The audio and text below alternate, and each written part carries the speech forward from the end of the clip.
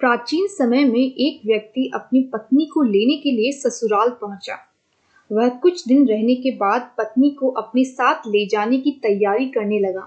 तब उसके सास ससुर ने कहा कि आज का दिन बुधवार है, आज के दिन नहीं जाते, तुम कल चले जाना। लेकिन वह व्यक्ति जिद करके बुधवार को ही पत्नी को विदा कराकर अपने गांव की तरफ चल पड़ा।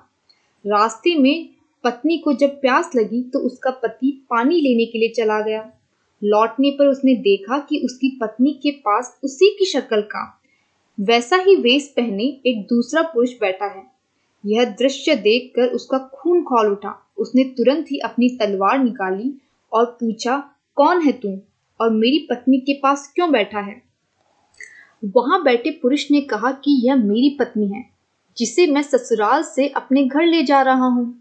जब दोनों ही पुरुष उस स्त्री को अपनी पत्नी बताकर झगड़ने लगे तो वहां भीड़ इकट्ठी हो गई।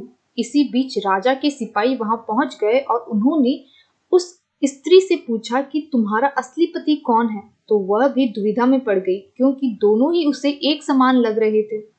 इस संकट में पड़े असली पति ने मन ही मन भगवान से प्रार्थना की कि हे प्रभु, मेरे साथ यह छल क्यों हो रहा है?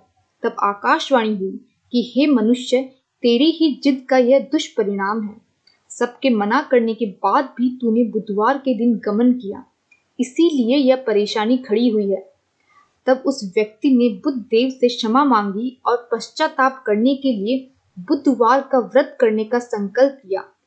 जिस क्षण उसने यह सोचा, उसी क्षण वह मायावी व्यक्ति वहां से गायब हो गया। फिर वह व्यक्ति अपनी पत्नी को लेकर सहकुशल घर पहुंचा और तब से ही वह दोनों नियम पूर्वक बुधवार का व्रत व पूजा करने लगे। धार्मिक पुस्तकों में ऐसा लिखा है कि जो व्यक्ति इस कथा को पढ़ता है या सुनता है, उसको बुधवार के दिन गमन करने का दोष नहीं लगता और सभी प्रकार के सुखों की उसे प्राप्ति होती है।